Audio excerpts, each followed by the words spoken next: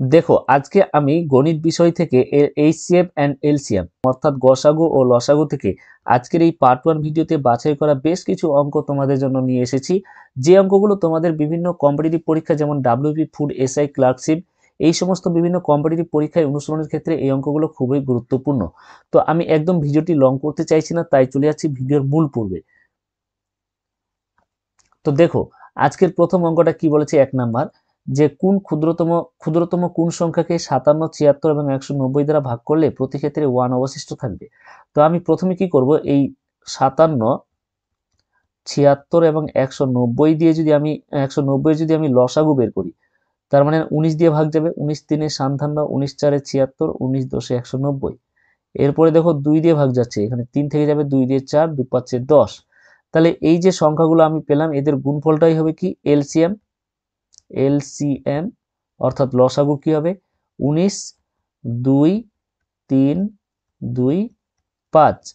19 দিয়ে দেখো 5 দিয়ে 10 3 30 দিয়ে 60 আর এদিকে 19, অর্থাৎ 19 আর 60 যদি আমি গুণ করি তাহলে পেয়ে যাচ্ছি কত, আমি 1140।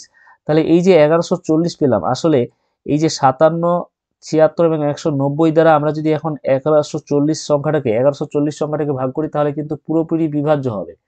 তার মানে লসাগু বের করার অর্থ হচ্ছে যে যে সংখ্যাগুলো লসাগু বের করব সেই সংখ্যাগুলো দ্বারা যে লসাগুটা আমাদের বেরোবে তাকে আমাদের পুরোপুরি বিভাজ্য হবে। কিন্তু এখানে বলেছে আমাদের 1 অবশিষ্ট থাকবে, তার মানে কি ক্ষুদ্রতম কোন সংখ্যাকে 57, 76, 190 দ্বারা ভাগ করলে আমাদের পুরোপুরি বিভাজ্য হবে না, প্রতি ক্ষেত্রে 1 অবশিষ্ট থাকবে। তো আমরা যেহেতু লসাগু পেয়েছি 1140, তো 1140 কে আমরা যদি 57, 76, 190 দিয়ে ভাগ করি তাহলে কিন্তু প্রতি ক্ষেত্রে আমাদের অবশিষ্ট আসবে 0, মানে ভাগশেষ থাকবে না, মানে পুরোপুরি বিভাজ্য হবে।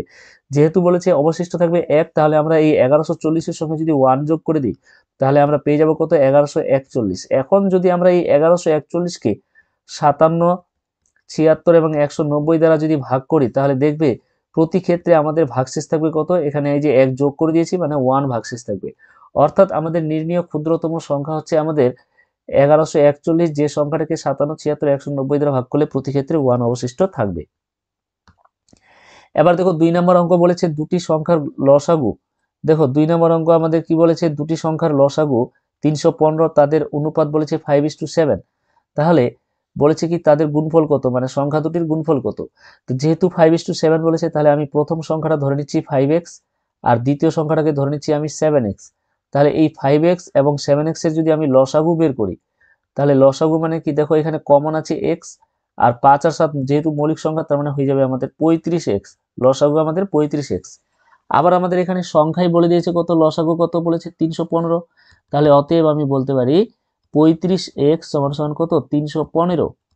এখান থেকে আমি বলতে পারি x সমান সমান 315কে তাহলে 35 দিয়ে ভাগ করতে হবে, ভাগ করলে আমাদের আসবে কত, ভাগফল 9। সুতরাং নির্ণীয় গুণফল আমাদের বলেছে তাদের গুণফল মানে কি সংখ্যা দুটির গুণফল বা নির্ণীয় গুণফল। আমি কি করব, দেখো আমাদের সংখ্যা দুটো আমরা ধরেছি 5x আর 7x, তাহলে 5x ইন্টু 7x এটাই হবে আমাদের গুণফল, অর্থাৎ 5 ইন্টু 7x এর মান, x এর মান কত আমরা পেয়েছি 9, আবার গুণ চিহ্ন 7 ইন্টু 9, তাহলে 45 আর হচ্ছে কত 7 নং 63। এই 45 আর 63 যদি আমরা গুণ করি তাহলে গুণফল পেয়ে যাব 2835। তার মানে সঠিক উত্তর হচ্ছে আমাদের অপশন সি।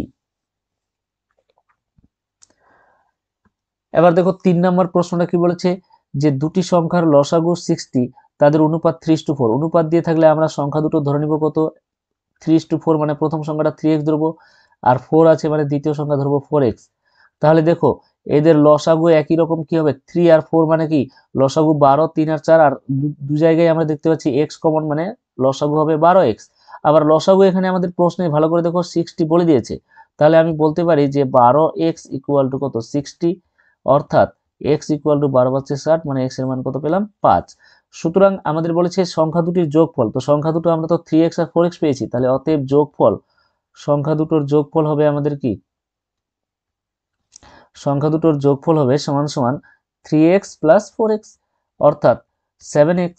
তার মানে কি 7 ইন্টু x এর মান 5 পেয়েছি, তার মানে 7 পাচ্ছি 35। তাহলে দেখো সঠিক উত্তর অপশন বি হচ্ছে আমাদের কারেক্ট অ্যান্সার।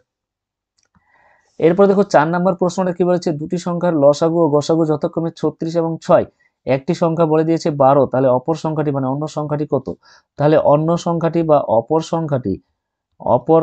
সংখ্যাটি বা অপরটি সমান সমান আমরা জানি ক্লাস 5-এ আমরা এই ধরনের অঙ্ক করেছিলাম যে লসাগু আর গসাগু, মানে আমরা কি জানি নিয়মটা অ্যাকচুয়ালি হচ্ছে লসাগু ইন্টু গসাগু মানে HCF।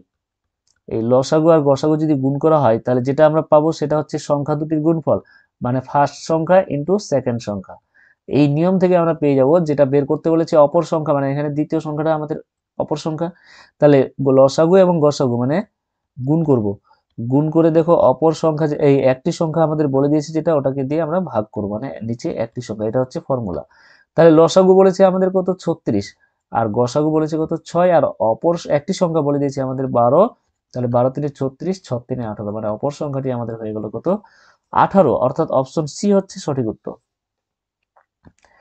এবার দেখো আমাদের 5 নম্বর প্রশ্ন বলেছে একটি দেওয়াল ঘড়িতে 6টার ঘন্টা বাজতে 3 সেকেন্ড সময় লাগে, ওই ঘড়িতে 9টার ঘন্টা বাজতে কত সময় লাগবে?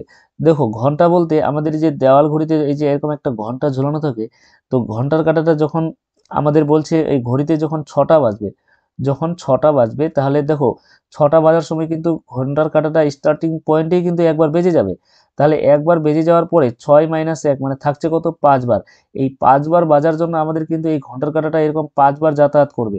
আর এই 5 বার যাতায়াতের জন্য আমাদের সেকেন্ড বলে দিয়েছে কত, বলেছে 3 সেকেন্ড সময় নেই। তার মানে 5 বারের জন্য আমাদের ঘন্টার কাঁটাটা সময় নিচ্ছে কত, মানে যখন 6টা বাজবে, তো এই 6টার ঘন্টা বাজতে, অর্থাৎ 6টার ঘন্টা বাজতে কিন্তু ও মানে যাতায়াত করছে 5 বার, কারণ প্রথমেই আমাদের স্টার্টিং পয়েন্টেই কিন্তু একবার বেজে যাচ্ছে।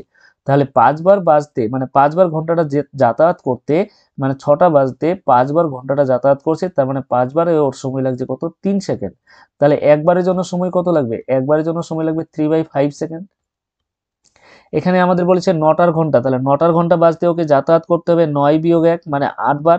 তাহলে 8 বারের জন্য কত হবে? 8 বারের জন্য ওর সময় লাগবে 3/5 ইন্টু 8, মানে 24কে 5 দিয়ে ভাগ করো, তার মানে 4.9, এই 4.8, 5 8 40।